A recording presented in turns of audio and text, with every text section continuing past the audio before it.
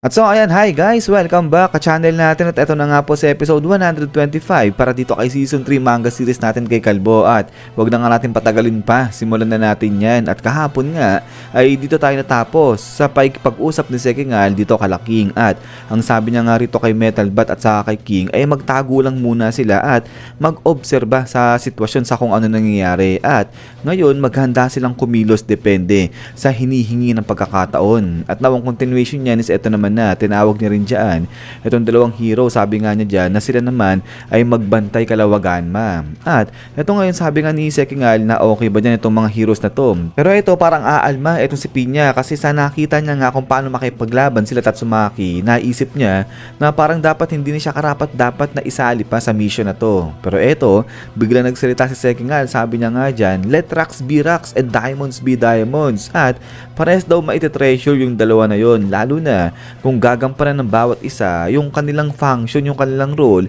sa tamang pagkakataon, sa tamang paraan at sa tamang lugar. At itong araw ay trabaho ni Sekingal para magawa ng bawat heroes yung tamang function nila. So dito natuwa itong dalawang hero, ginanahan sila. At ito ngayon tingin-tingin si Metal Bat din kay Sekingal, sabay sabi nga dyan, akala niya yung mga executive dyan sa Hero Association mga puro salita lang eh, pero eto nagbago yung isip niya kasi sabi niya mukhang di pala ganun lahat, sabi niya ganyan. At eto respond na eto si Metal Bat, sabi niya nga dyan, okay boss, sabi niya ganyan. At eto ngayon ngingiti-ngiti lang ito si Sekingal kasi nga in-acknowledge na siya neto ni Metal Bat. Pero eto sa kabilang banda si King nanlulumo, talagang down na down etong si King, sabi niya nga dyan, function in the right way, in the right place. At eto naalala niya yung ginawa nilang pakikipaglaban dyan kay Elder Centipede, sabi niya nga dyan, wala siyang nagawa masyado nga dyan kay Elder Centipede, pero nagawa niya naman na ilure etong si Elder Centipede kasi nga akala ni Elder Centipede malakas nga raw siya pero nga si Saitama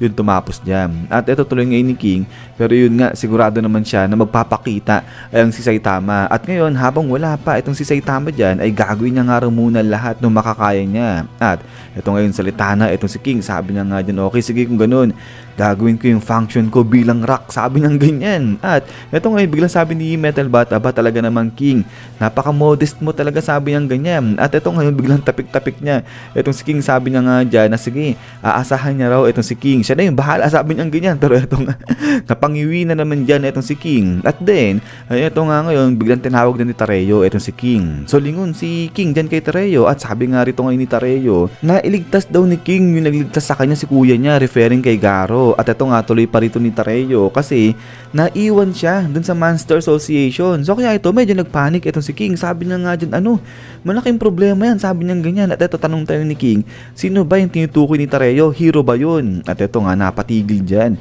itong si Tareyo kasi nga sabi sa kanya ni Garo, isa siyang halimaw. So syempre hindi yan pwedeng banggitin ni Tareyo. At ito nga ngayon napaiyak na itong si Batang Tareyo, sabi niya nga dyan, di ko alam, sabi niya ganyan. Pero wag daw magiging mean o wag daw magiging salbahe itong si King dun sa kuya niya. So ito sabi ni King dito habang parang nababahala na okay sige, ililigtas niya yung tumulong nga rito kay Tareyo at hindi siya magiging salbahe roon. At then after nga nito is balik naman dito kay Metal Bat kasi nga ito pinapawis ulit etong si King, sabi nga rito ni King, anong ginagawa nito ni Metal Bat? At eto nga ngayon gumawa siya ng isang napakalaking sling. At eto batak-batak ngayon ni Metal Bat itong goma para nga dyan sa tirador niya. At eto nga ngayon ay tinatansya na ni Metal Bat yung ruta nila, sabi niya nga dyan na hindi sila pwede magbabagal dahil nga sa mga rubble, sa mga sirandaanan na yan. Kaya ang kailangan nilang gawin, mag-dash sila straight line, sabi niya ganyan. At eto nga ngayon pak, bila nang tinulak dito sinipa pala ni Metal Bat itong pagkalaki-laking truck na nga na to. At eto ngayon nabatak na dyan itong goma. At eto nagulat si King, but din eto nga bigla siyang hinatak dito ni Metal Bat, sabi niya ayan, okay na, ready na tayo. At eto nga ngayon sumampa na etong si King dyan kay Metal Bat, talaga yung itsura ni King di maintindihan At eto nga ngayon sila Tareyo saka itong sila Waganma, sabi niya nga dyan, Metal Bat King, good luck, sabi nilang ganyan. At din eto nga ngayon ay sabi nila okay. At eto bigla nang ang pinutol dito ni Sekingal itong lubid gamit itong kanyang laser. At after nga niya boom, dito naiwan yung pisngi ni King. At eto nga ngayon is wow, grabe, lipad dito si Metal Bat at saka nga etong si King. So dito ang ganda ng tingin dito ni Waganmo at saka nga ni Tereo, talagang tiwalang-tiwala sila dyan kay Metal Bat at saka nga kay King. At then dito nga ngayon after nyan ay eto nga pinipigilan ni Metal Bat etong pagsigaw ni King. Saka nga eto, hindi makaimik si King, lalabas na yung mata niya eh. Sabi nga ni Metal Bat, huwag kang maingay kasi nga baka marinig tayo, sabi niyang ganyan. Pero yun nga, ay papalapit na ngayon sila dito sa mainit na to at after nga nyan is boom! Dito nasalo sila eksakto ng napakakapal na nga na net na to at eto nga ngayon, bagsak na ngayon dito.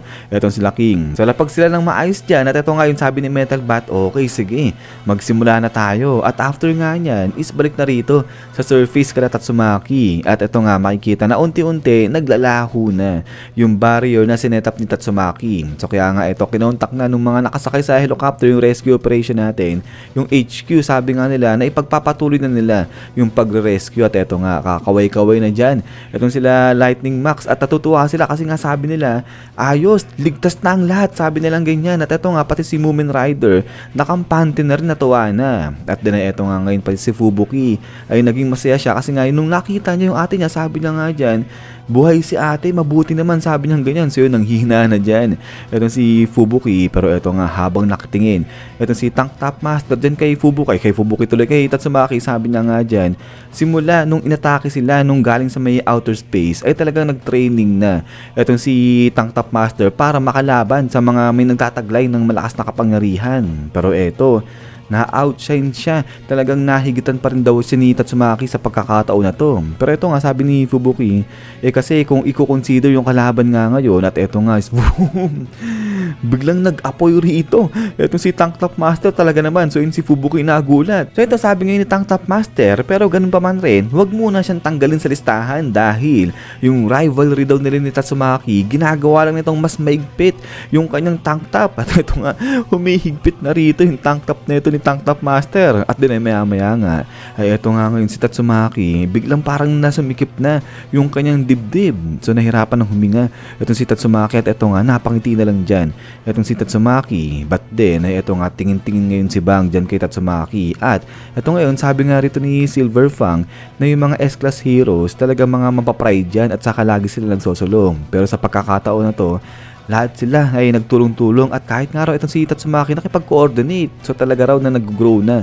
itong mga heroes na to. Pero eto nga, biglang salita itong si Bam. Sabi niya nga dyan, Bang, pagsigaro nandyan sa baba. At eto nga ngayon, biglang salita itong si Silver Fang. Sabi niya nga dyan na nakalaban naman na ni Bam ay ang sigaro. Kaya alam niya na hindi basta-basta mamamatay sigaro. Kaya manatili pa rin na mapagmatsyag o maging alerto pa rin itong si Bam. But then after nga niyan is boom, dito nagsilandingan na rin. Ito sila Atomic Samurai, si Puri-Purit, saka nga ito sila Darkshine. So ito tingin-tingin sila dyan sa may butas. At ito ngayon biglang sabi ni Atomic Samurai, teka lang, si Flashy, di ba nandiyan pa sa baba? Sabi niya ganyan. So ito nagulat itong si Silver Fang. At ito nga, biglang sabi nga dito ni Atomic Samurai, nako, baka tinamaan si Flashy ng ilaw na yun. Pero ito nga, sabi ni Silver Fang, nako, wag naman sana. At ito nga, biglang nagsalita na itong si Tatsumaki, kinausap niya itong si Fubuki. Sabi niya nga dyan na wag sila mag-alala kasi wala si Flashy dyan sa baba. At ito ngayon, paliwanag dito ni Tatsumaki na nung hinagis niya na o tinira niya na yung kanyang pagkalaki-laking lance, yung space dun sa may ibaba na warp at may nilamon nga raw yun na kung sino at yung nilamon na yun dinala sa ibang dimension. So kaya nga ito napapaisip dyan itong si Tatsumaki, sabi niya nga dyan patungkol sa may dimension na naman yung nangyari. At ito, naalala niya itong si Blast. So alam ni Tatsumaki yung ability nito ni Blast. So kaya nga ito, sa isip-isip ni Tatsumaki, dumating ba, nagpakita ba itong si Blast dyan sa eksena? At then after nga niya, is ito nga balik nga dito sa pagpapakita nga ni Homeless Emperor. At ito talaga namang siritan dyan yung mga dugo ni Zombie Man. At then after nga nito, is yan guys, so hanggang dito lang ito si episode 125 natin. So ayan, grabe, hindi matapos-tapos dito yung laban ng mga heroes natin. At ayan ay ulit guys, maraming salamat sa pagsubaybay at panonood dito kay One Punch Man natin. So yun ay abang-abang lang para kay episode 126 natin. So yun ay ulit ay lagi mag-ingat. God bless nyo lahat at huwag nyo palang kalimutan mag-iwan ng like. So yun na naman, so kita-kits tayo ulit.